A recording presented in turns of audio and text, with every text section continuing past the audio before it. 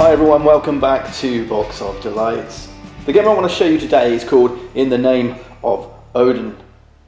It's designed by Christoph Siebert, published by NSKN Games, the same company who brought you the Mistfall series. There's no solo game. This one plays 2 to 5, so I won't be doing a playthrough. I'm just going to demonstrate and show you what this game's all about. You've gotten used to me showing you either family games or very complicated games. This one is going to be something that's kind of midway. It's a midway game. It's an entry-level game. There's nothing original in here. There's nothing too revolutionary in here. Nothing too, stand out in terms of mechanics. But you also, if you watch my films, you know that I'm attracted by theme. This one has a Viking theme, In the Name of Odin. We are going to be Viking warriors, and we're going to be doing a lot of resource management. We're going to be gathering forces. We're going to be gathering resources. We're going to be building ships. We're going to be taking them on quests. That's the theme, but it's all about managing those resources, swapping X number of resources, icons on cards for other things to build up, to take the actions you need to win the game. So, nothing new in here, but what it does do and why I like it, apart from the theme, which, some people might think it's a little bit pasted on, it's not. There are mechanisms that are really tied to the theme, and they've done that well. But this one does rely a lot on player interaction. So a lot of games are complicated in that the mechanics are clever, or they're work in ingenious ways. But for new players, for more lightweight gamers, those things become so complicated the game seems to play itself. This game instead presents a framework of very simple rules, and it's all about how the players interact with each other. There's a lot of backstabbing and taking the resources that other people need, watching what other players are doing in order to gain that little edge over your opponents. So that's what this one's all about. Let's open it up, let's take a look and see how this one plays. Let's start by getting the main board and player board set up. These are the resource tokens, resources. Those are our Viking resources, for example. The various card offers we're going to be using throughout the game. When you fill these offers, it's going to give you that variable setup. And there's also some variability in some of the costs, which I'll show you in a little bit more detail when I talk about what the aim of the game is and how we achieve those aims. These are the action cards that deliver the resources that we'll use to take actions, pay costs. I really like these cards. I like the way they work. And that's how hand management comes into this. These are buildings that you can develop your player board with. Okay, your village will start empty. You can build up your village, and that will allow you to kind of build an economy that makes the game develop. All right, so this is how the game changes as you progress, how things develop as you move along. These are our long ships. These are the things that we can build to take on raids. We'll come back to those in a second. And then these are our heroes, Viking leaders, who can captain those ships and take them on raids. Let's start with these raids, because our aim is to score victory points, and we score victory points by completing raids. To go on a raid, we need to build a ship, and not only do we need to build a ship, we need a captain for that ship. So we need heroes and we need ships. Its position in the offer determines the range, how far away from home it is, and how big a ship therefore we need to build. So these here, this one gives 3 victory points, 5, 5, 6, 5.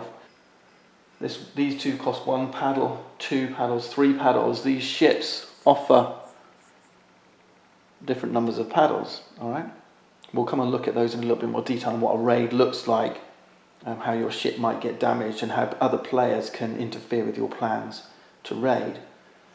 Okay, so there's already a cost there. We've got a cost of a ship, a hero, and a range. Okay, that's delivering our victory points, the track that goes around the edge of the board. Okay, but there's some other costs on here too. These represent the types of Vikings we'll need to take us on those raids. This one has 1 blue, that's a sailor. 2 black or grey, these are traders, and 3 red, these are our warriors. So these resource tokens, they've invested a little bit in production here and given you some plastic miniatures. Remember again, the mechanisms here are relatively simple, so we're being brought into the story by developing the artwork, the theme, the delivery of the components, and they've done a really great job here. The artist was Odysseus Stomoglu. There are some additional costs. And this is where another little bit of variable setup comes in. We've got these 3 tokens, which we're going to randomly select 2 of, and that's going to add to the costs of these 2 range raids. For example, we need an extra sailor, and for the furthest Wareham down here, we're going to need an extra trader. The spare one goes at the side of the board, and this is going to change throughout the game. As we complete raids, these are just going to change out. The other thing they've done with the raids is they've scaled the game. Our game end is when these are all completed, so the more players you have, the thicker this deck. Now, to acquire these resources, these Vikings, we're going to need to spend resources from our action cards. These cards will be giving you the ability to buy those various Vikings. You're going to start the game with 6 cards in your hand. And there's a little bit of set collection going on here as well, because if you want to buy Vikings, you're using these symbols. These are dual function. I'll talk about the other resources in a minute. But we're buying Vikings, and we're buying Vikings to go on raids. On your turn, you're taking actions, right? This is the cards you can use to take actions. And you're not limited in the number of actions you can take. You're only limited by the cards in your hand. You can resolve any number of actions you wish, as long as you've got the cards. So if we wanted to gather some Vikings as our action, we can buy or acquire 1 Viking with 1 symbol. Let's say we wanted to buy a warrior. We discard this action card, we play it for its 1 warrior Viking icon. We take our Viking, we place him in our village. But if we play 2 symbols, there's an economy of scale here. We don't get 2 Vikings, we get 3 Vikings. Grab these from the mead hall. This is where all the Vikings are gathered for recruitment. If we manage to spend 3 identical icons, then we can take 6 Vikings. To buy a longship to take on our raid, we need to spend these Seamanship icons. And you can see that our cards provide not only the Viking warriors, but they give you these action symbols as well. So this is Seamanship, this is Recruitment, and this one's Craftsmanship. Okay, so Seamanship will give you a longship. So let's say we want to spend these 3. These go to a discard pile off the board. Grab a ship, you can pick whichever one you wish. Each ship is going to give you a different range, but to compensate for shorter range, you can see that they offer other things as well. So for example, this ship here gives you 3 victory points. Okay, but it only has a range of 2. This one with a range of 1 gives you 1 victory point, but it comes with some symbols built in. So what that means is if you go on a raid, for example, we were looking at Eddington here, that needs 2 sailors, 2 traders, 3 warriors, we can reduce those counts by 1 each. Okay, so we just need 2, 1, 1. Alright, fewer resources. Let's take this one. This one looks pretty neat. It's got a range of 3. It'll get us all the way there and offer some good resources. So we're grabbing this before anybody else can. We think this is a valuable card. Alright, so that's how you're using your cards. We replenish the offer. Now remember, you need a hero to captain your ship. And our hero's going to go here. And our heroes, they cost these recruitment icons. Okay, and their position in the offer determines how many recruitment icons they cost.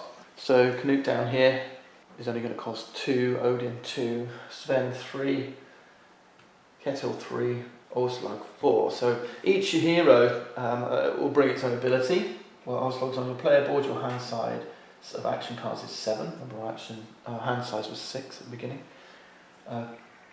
Kettle here, gain these symbols to use this turn. Okay. And also, when you go raiding, each one of these heroes brings its own Viking symbol. Oslog is a trader, Kettle's a warrior, Sven is a seaman, so a sailor. So 1 less Viking to bring with you in the hero itself. So why don't we, I mean obviously, it's random where they are. It's all about which cards do you think your opponents might need, which cards do you think you need. If this is the card you want, do you take it now and pay the 3, or do you wait until it shuffles down? Why might you want one hero over another?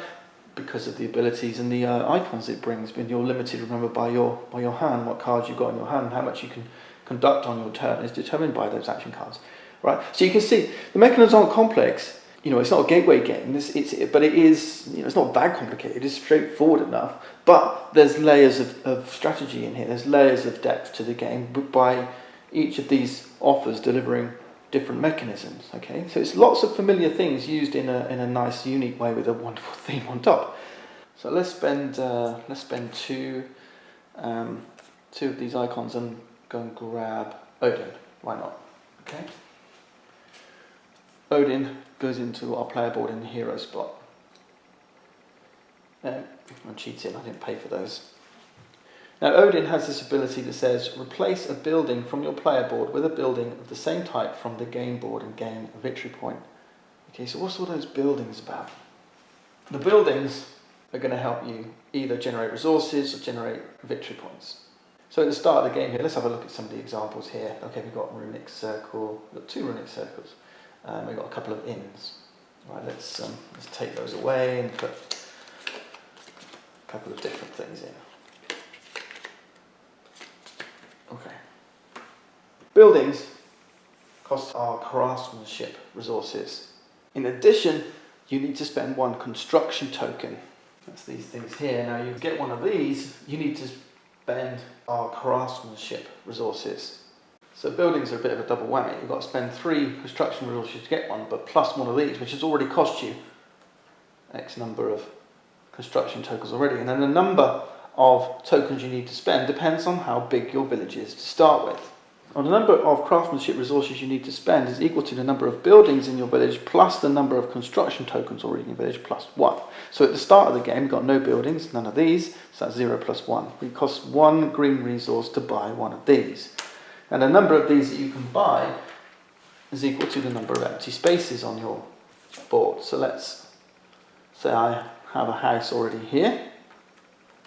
Now it's going to cost me 2 green resources, okay, to buy one of these. At this point, if I want to buy another one, it's going to cost me 1, 2, plus 1, 3 green resources to buy another one, okay. So these get more expensive. Building up your village becomes more expensive as the game progresses, okay. Other buildings here, like the Jarl's house, all long ships have an additional range. The inn may store up to 14 Vikings. Your village has a limit of 10 Vikings. You can only store 10 at a time. After the raid, you may keep any one of the expended Vikings. We'll come to that in a minute. Lots of victory points here. And the runic circle, increase your hand side. And then here we've got a bit of a resource exchange. I can exchange craftsmanship or seamanship for recruitment. Incidentally, there's one other action you can take if you do feel limited by your hand. Just once per turn, so this is a one-time action. You can swap a card from the offer for one in your hand. Okay, so you can kind of try and get the resources you need. So keep an eye on those offers and try and develop your village to increase your versatility here in terms of resource management. Okay, let's refresh this offer. Everything shuffles down, so the ones that you were waiting for might become a little bit cheaper, and out comes Njal. He says draw 2 action cards from the deck and gain 2 victory points. So that's his ability. So hopefully this gives you a good idea about what the game's all about, okay?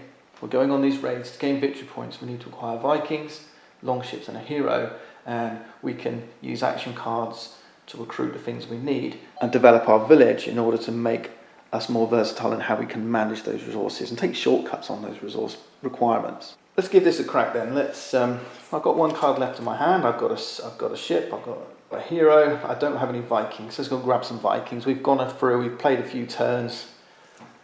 We've grabbed, let's see, let's take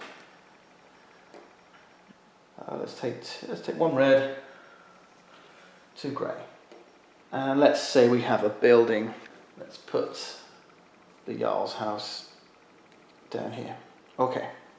As our action, or one of our actions, let's choose to go on a raid. In fact, I don't think we can quite manage this without 1 more trader. Let's take 1 more trader.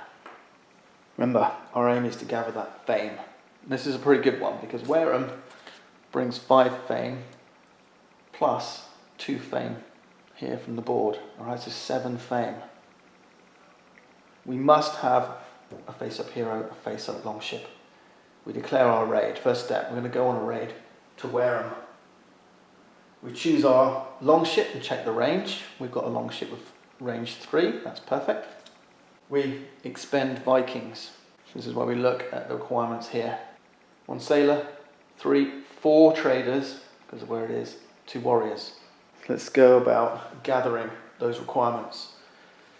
Odin brings 1 warrior. That's one of the 2. Here's our second. Alright, that's that done. We need 4 traders. I've got 3. I need 1 more. Our longship can bring a warrior, a trader, or a sailor. So let's bring the extra trader from our longship, which leaves us needing just 1 sailor more. And here we can use the ability of our buildings. Your Viking hero has an additional sailor icon. Okay, so Odin has a warrior and a sailor. He's versatile.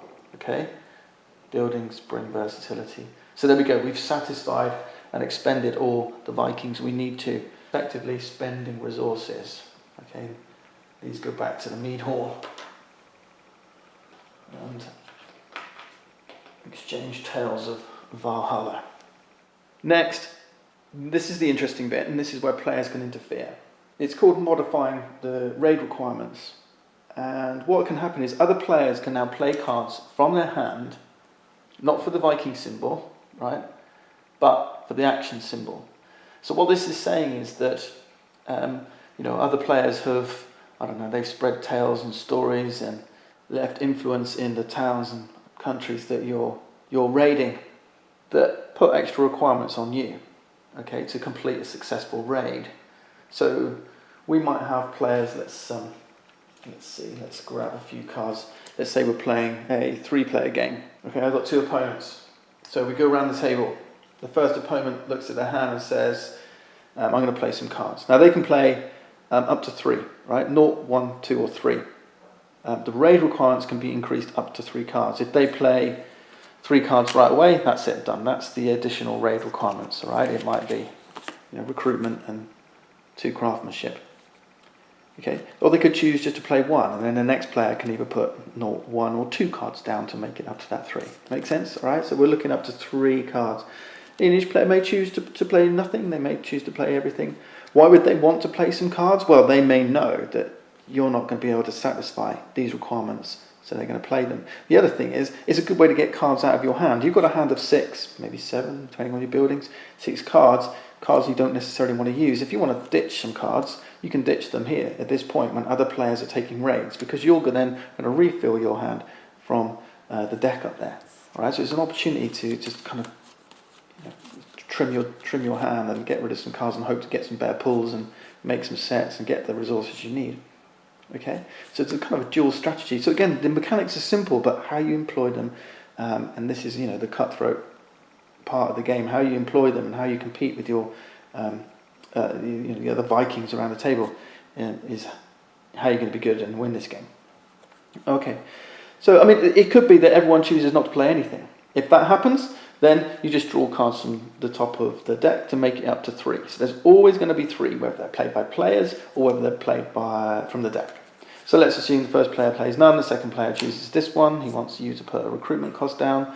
Then that's it, everyone's passed. So we've got 1 extra card for the raid requirements. We've got to make that up to 3, we draw from the top of the deck.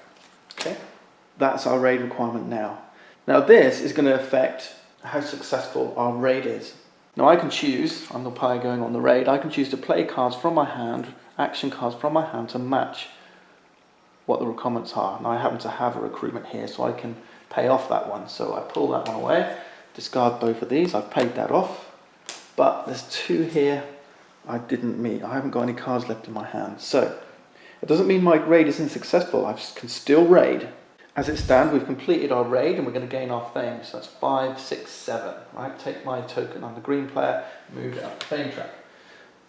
Okay, this is how we get our victory. We're going to take this card and put it beside our board. We've completed that raid. But next, we would gain additional fame for completing these extra requirements. If there were no action cards here, if we'd managed to satisfy all of them, we'd get an additional 1 fame. If we managed to satisfy 2 of them, just leaving 1 behind, we get a 0 bonus. Okay, no bonus there. With 2 left behind, we actually lose 1 fame, and if we hadn't satisfied any and there were 3 left here, then we would lose 2 fame. So with 2 action cards left on the table, we're going to lose 1 fame. Okay. Back down from 7 to 6. All right, our total tally of 6 fame. Pretty good. Now we replenish this offer, a new card comes out. The other thing we do, remember we had this cost here, we're going to swap this one out. So now Dublin's going to have 1 extra warrior as its requirement. This one goes to the side of the board to get exchanged in. We're not quite finished just yet. Any players who had contributed to the extra raid requirements, they're going to draw replenishing their hand, so they get those cards, they get that opportunity to refill their hand with hopefully the cards they were hoping to get. But there's also a price to be paid in terms of our longship, and that's with these damage tokens. We're going to take 1 damage token and place it on our longship, and we flip this thing over as well to show that he's out at sea. Now what this means is, with 1 damage token, our range has been reduced from 3 to 2. Now, if we take too much damage by taking this longship on too many raids, then we lose the ship completely. Okay? And that's in the Name of Odin. Go and check it out. I mean, the artwork's delightful. There's lots of variability in all the different Viking heroes that you can play and recruit. And you may find that because it's relatively light and it's all about how the mechanisms interact with each other, that this one is an easy one to pick up and you'll find a good place for it in your game group. Thanks for watching. See you next time.